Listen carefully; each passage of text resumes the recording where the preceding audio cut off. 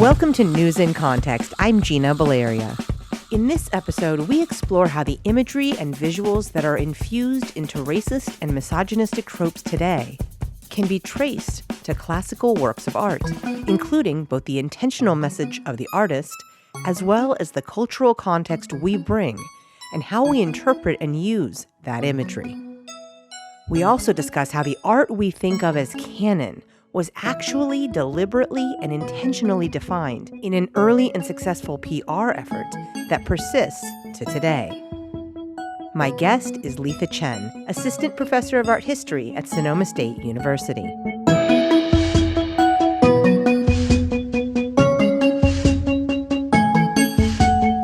So to start, I just want to talk about European art, and you love it and you see it in a lens that I think is not something we think about. Talk a little bit about that and how you actually see it. Okay, I do love European art. I love it so much. It's interesting and beautiful and complex, and there's so much to learn about it, and it makes me happy.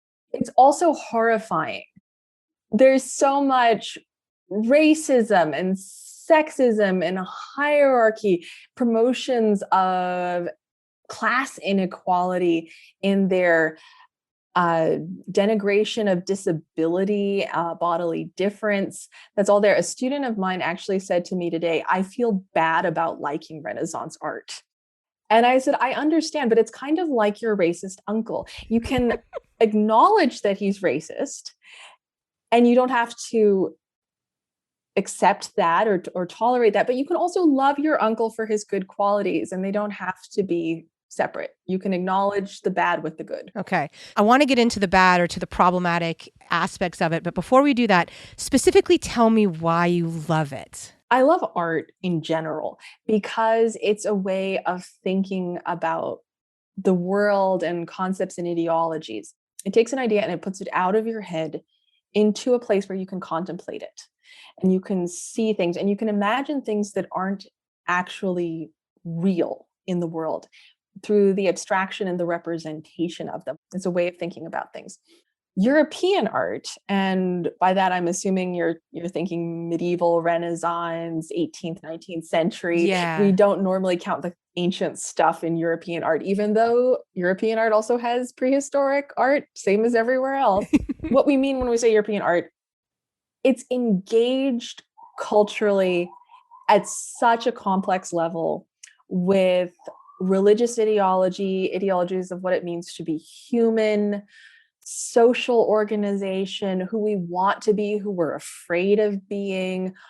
All of that is not just appearing in the art, but also being shaped by the art. The art is not separate from culture in general. Okay. So it's being shaped by the art, and the art in the canon is often art made by white men, people who were given patronages. So I want to talk a little bit about the voices that are represented that have become the canon. For me, I'm a communications person, a former journalist, but I was an English major. So the concepts you talk about, I can easily, obviously relate to my favorite 19th century English literature. I can't get enough of Jane Eyre. I can't get enough of, there's a great kind of obscure book called Lady Audley's Secret. Like, I can't get enough of that, but how representative is that? Not at all of the wider landscape. And yet that is what we point to. So in the context of art, what does that say about us in that it's defining things for us? What's missing? It's no secret that the canon is composed of white male artists mostly making art for white men. And that's not true of art on the whole, or even art in Europe. Art in Europe, if you look at the entire historical record and all of the artifacts we have, is much, much more diverse than the canon.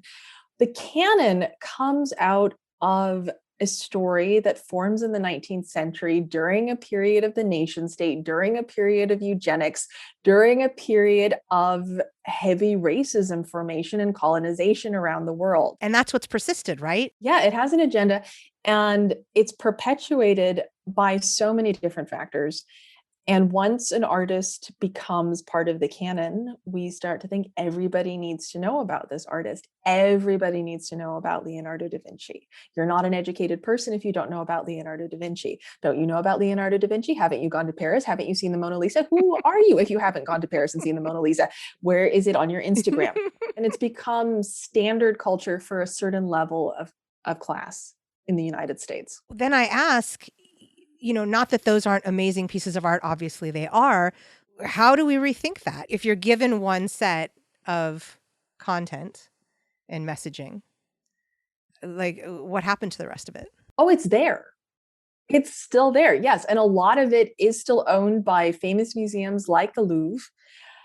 Some of it is in storerooms, but some of it is on the wall. It's just not on the guided tours. It's not on the little brochure you get with the top 10 things not to miss when you go to the museum. It's not in the gift shop. They don't sell puzzles or postcards of it, but it's there. It is absolutely there. The trick is you got to get off the beaten path and be open to seeing that. And some of the art is indeed famous, but we haven't seen parts of it. The Italian Renaissance artist Veronese painted a very large Christ in the House of Levi that's now at the Accademia Museum in Venice. Very famous painting. Lots of people go see it. Shows up in art history classes. About a fifth of the figures in it are Black.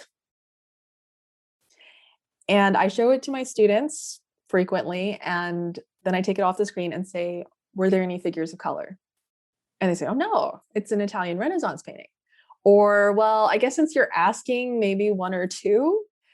And then I put it back on the screen with circles around each figure of color. And they're there, but we're not seeing them. We're not seeing them. Yeah. So even the works of art that are on display, that are famous, that actually do show up in the gift shop, we're not seeing what's there. A famous example is Manet's Olympia from the 19th century. It shows a white woman who worked as a sex worker in Paris in the 19th century, and sex work was a big social concern. And it also features a Black woman bringing in flowers. A very famous art historian who actually did teach me wrote an entire book chapter about this painting without mentioning the Black maid. There are two figures in the painting. So to not mention one seems like more than an oversight. Right. Well, what's that about? What is it about us that we're not seeing? Well, frankly, it's our own racism, because we're taught what to pay attention to, what not to pay attention to. And it's not like we're born saying, oh, there's a painting with two figures, I only look at one of them. But we're taught over time to pay attention to white figures. And we're taught in the art history classes not to notice the Black figure. You read high-level art history, you take an art history course at a college, and one of two figures is simply ignored entirely. Even though she's an integral part of the composition, she's not some teeny tiny thing in the background. She's present, she's there. Talk a little bit about how we manage all these layers of racism and sexism in this stuff. I'm so glad you brought that up, because there are these two separate components. There's the art itself and what message it's conveying, what ideology it's encoding, if it has racist or sexist or both content. And then there's us, and there's what we bring to the artwork with our own backgrounds, our own cultural understandings. And so the painting may do one thing, and then we might do another. And art historians are not immune from their own culture. We are all culturally contingent. We all live in a particular time and place, and we have culture and we have cultural biases, and we bring that to the painting. That art history comes from the 19th century, comes out of a tradition of nationalism that was based on creating an idea of race, the idea of style coming from a particular place, a particular race of people. That's the origin of my field, and that's really dangerous. So you're saying that art history as a field came from this space of certain groups, European or white national groups, saying we want to deliberately and intentionally define art and what is art in a certain way. Am I getting that right? Yes. Art history develops in tandem with projects of the nation state, and particularly in Germany, as it tries to become an official country after years of being fragmented principalities. Trying to figure out what is a German style, what is a German way of being. So in Germany, they start trying to rehabilitate medieval art as really good and really German, and to change the narrative away from the praise heaped on the Italian Renaissance. No, as an Italian, I can say I don't want that. So this also had an agenda. It came from the 16th century. A guy named Giorgio Vasari wrote what's often considered to be the first official work of art history, called The Lives of the Most Eminent Painters, Sculptors, and Architects. And he centered it around Italy. Well, of course. Of course. Specifically the area of Italy he was from. And he wrote it for the Duke of Florence. So it says Florentine art is the best. This is not surprising. It establishes Florence as the center. And you still go on a tour to Italy today. You go to Florence and there are 100 tour guides saying the cradle of the Renaissance is in Florence, birthplace of Michelangelo. And guess what? Michelangelo was the hero of Vasari's book. So it was all PR. Our conception of art history and the best artists in the world was a very successful PR job. Yes. Wow. Absolutely. Wow. Yeah, you should really read the life of Michelangelo in this book, because it says that God sent Michelangelo to Earth to save us from the error of our ways. No way. And it goes all through Michelangelo's life. And then at the very end, when he dies, there's a funeral procession. And Vasari tells us his body didn't smell bad. It smells like flowers, just like a saint's body doesn't decompose when a saint dies. So he's this divine, supernatural figure. So Germans in the 19th century are trying to redirect this narrative and to develop something good about being German.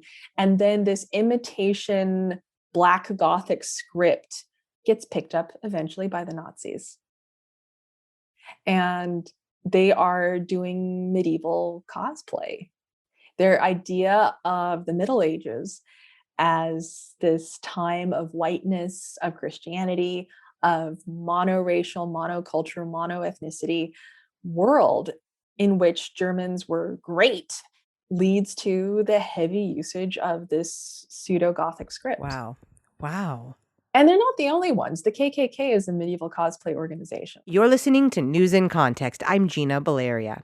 We're talking with Letha Ch'ien, Assistant Professor of Art History at Sonoma State University. We don't realize how much has persisted. I mean, we can look at the art and we can discuss it, but at the same time, we live in a cultural context where these images of women are still in our movies and our TV shows. And the way we treat each other based on ethnicity is tied up into power structures and power dynamics and supremacy. You mentioned in something you wrote for the San Francisco Chronicle that images of anti-Semitism that were done hundreds of years ago are still completely recognizable to us today. What I love about the conversation right now is connecting the dots and the PR and the intentional nature of trying to nudge things in a certain direction, but also that idea of these concepts and these imagery, they aren't just dead worlds of medieval art or Renaissance art. They're things that have persisted that we apply to media in all senses right now. Thank you. That's such an important point. It's not dead. It's not over. The ways we think about race, the ways we think about gender, the ways we think about hierarchy, whose lives matter, whose lives don't matter.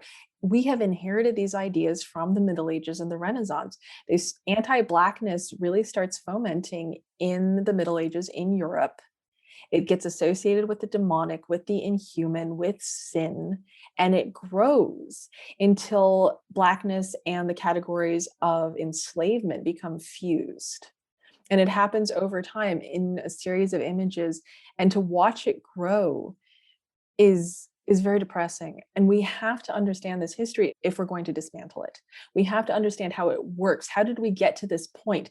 Because the 18th century pseudoscience, pseudo-race science of trying to build a physiognomic type of evolution, of Black skull shapes being bad and white skull shapes being good.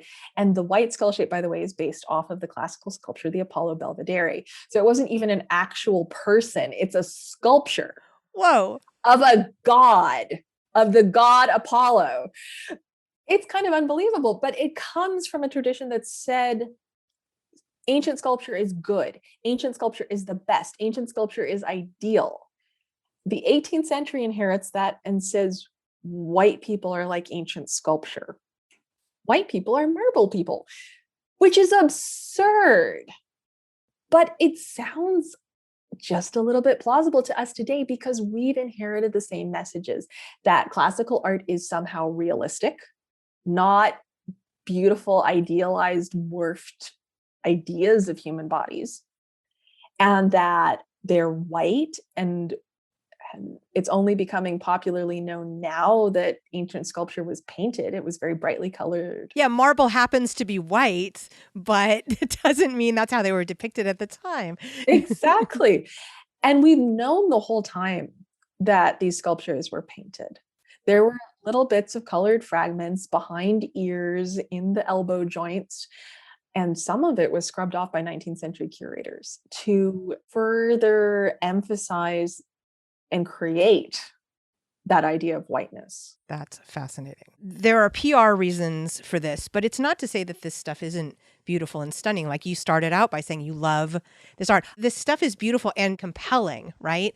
Which probably makes it ideal for framing, I guess. It's a good delivery vehicle. If you didn't like to look at it, it wouldn't be effective. But you look at it and you absorb it and you get the message without thinking about it because it's subtle. It's not ham-fisted. When you look at a sculpture like the Apollo Belvedere, which is a tall statue of a beautiful male figure in a graceful pose, you think pretty, and that's okay. And it's not actually the sculpture's fault that it got pressed into a service of white supremacy. It's used on Identity Europa posters, the group that's been designated a hate group by SPLC, by Southern Poverty Law Center. It's used by white supremacists as what they are fighting for in white nationalism. That's not the sculpture's fault. Now, there is artwork that is racist, that is actually promulgating racist messages. Can you give me an example or two? Well, there's The Bath by Jean-Léon Jerome that's at the Legion of Honor. There are a lot of examples. Some of my favorites are what I call difference portraits that show a wealthy white person dressed up to the nines, and then a diminutive, smaller Black figure, often identified as servant in modern titles, but most likely enslaved. Really pick up in the 16th century, like Titian's portrait of Alfonso d'Avalos Vasto, show a larger white figure and a smaller Black figure, as if the white figure cannot be understood as great without the smallness of the Black figure. The Black figure has to be made smaller. And then these pick up in the 18th century, women, men with tiny, tiny, tiny Black figures. There's even a portrait of a toddler with a Black servant, and the Black servant is smaller and lower.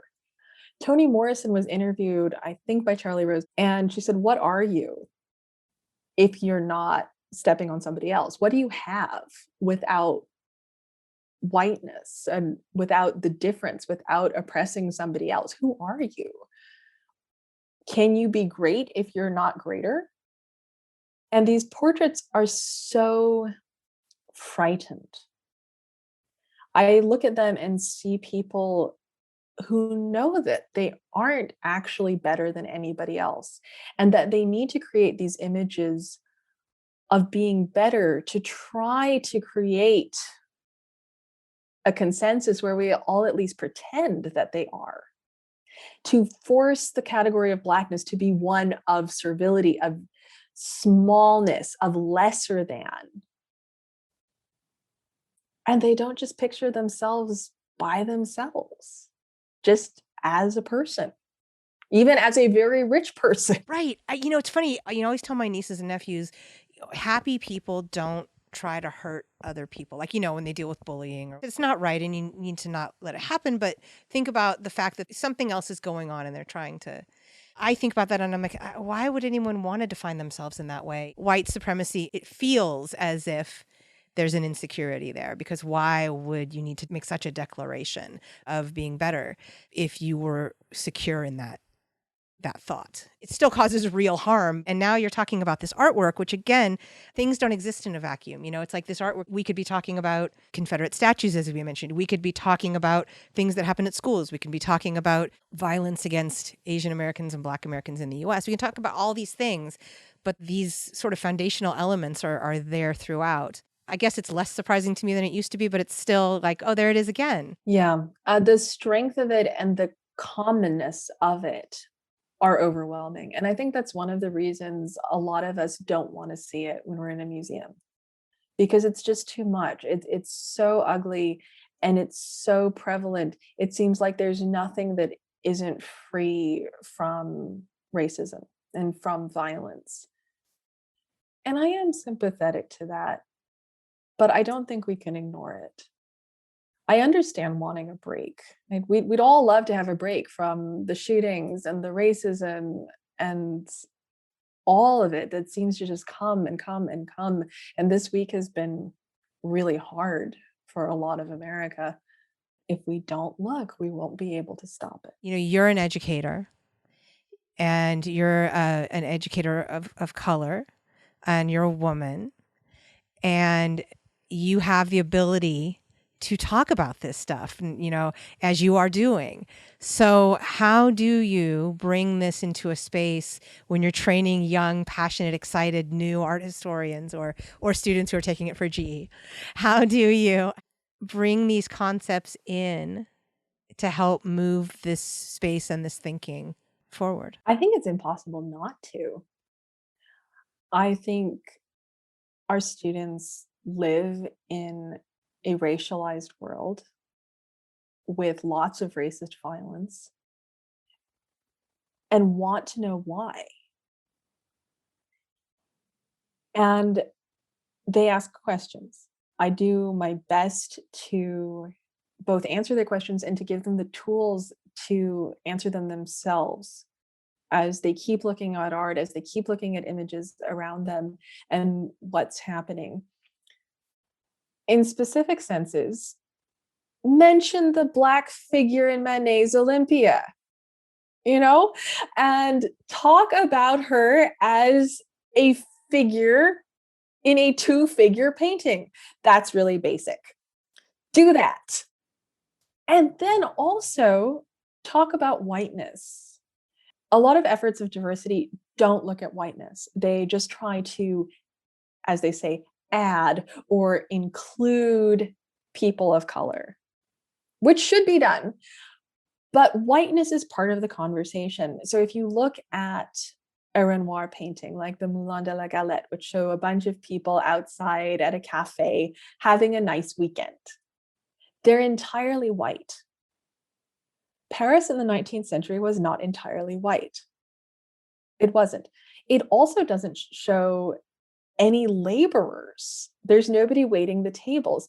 And so to think about what is shown by asking ourselves what is not shown is equally as important, especially when looking at whiteness, which is so often presented as the default, as the universal, and these images that have allowed white supremacists and neo-Nazis to imagine the Middle Ages and the Renaissance in Europe as somehow all white by looking at these very selective, very argumentative propagandist pieces. So how do we find that balance? What is the role of the museum in that?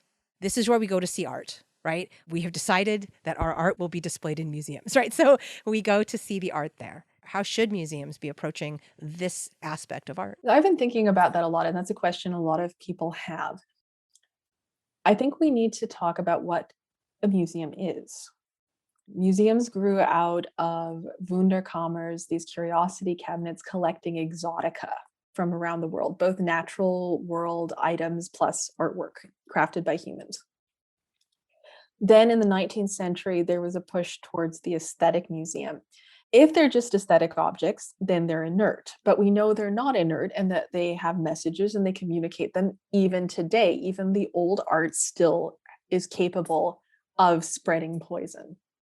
What can we do? If we decide that a museum's role is to historicize these artworks, we need to take a very different approach. One wall plaque is insufficient. And I don't mean to say that to diminish the work that curators are doing, because a lot of curators at a lot of museums are trying very, very hard to do heavy lifting in the wall plaque, to provide historical context, to explain racism, content that may not be immediately apparent in the artworks. The Legion of Honor has been redoing its European galleries and recently wrote a new wall plaque for the Jerome Bath painting, foregrounding its participation in Orientalism. Research, however, and this is depressing, has shown that it doesn't work. Right, because the visual is so much more powerful than some words next to it. That is definitely one reason. Laura Jane Smith has done work on heritage sites and has shown that dominant culture visitors will come and leave a heritage site with their thoughts intact, with their beliefs intact, or even reinforced, no matter what they experience while they are there. So one of the sites she studied was Monticello, Jefferson's plantation, where he enslaved a number of people, many, many people. Dominant culture visitors who want to believe the myth of Jefferson as benevolent leave after a tour that features discussion of slavery with those beliefs intact. And sometimes express even more strongly. Sometimes they get angry and they write bad TripAdvisor reviews. But the success rate is depressingly low. And that tracks. I mean, because people bring their own frames to news content and they bring their own frames to social media content. And yeah, absolutely. Yeah. And so it could be something as simple as confirmation bias or unwillingness to engage with an alternative narrative, with a different way of thinking about things, even when confronted with hard facts. I don't think curators can do it themselves. They can't force people to engage, or they can't make people open-minded. The other piece of a museum that I think about a lot, museums felt like a place that was inaccessible. That's where a different type of person goes. And I'm not going to find anything there for me, right? The first time I remember critically entering a museum was in grad school. Took an art history class. I had to go to Legion of Honor for the class. And I remember walking, I'm like, do I belong here? I don't want to screw up. What are the... I don't think that's changed. I think museums, or a lot of museums, still feel that way. They still feel very inaccessible and therefore impenetrable to a lot of people. And I don't know what to do about that either, or, you know, whether that protects us from the messages of the artwork or whether that is actually something that's not good. I don't know. Just don't look at it. You're fine.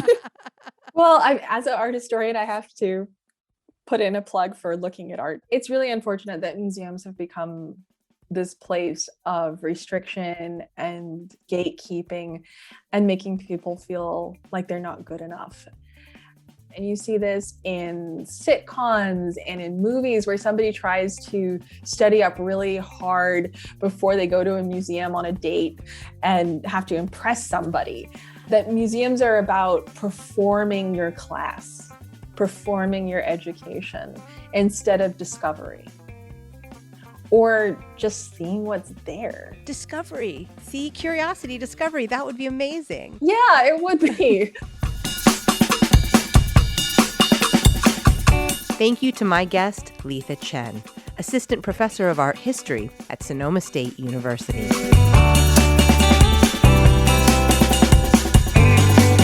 Music in this episode includes Spring Fling by Track Tribe and The Heist by Silent Partner.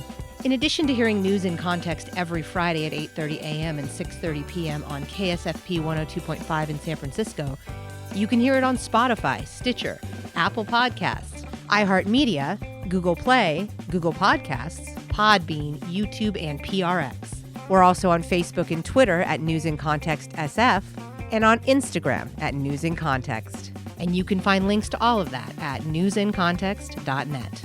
I'm Gina Valeria. Thank you for listening.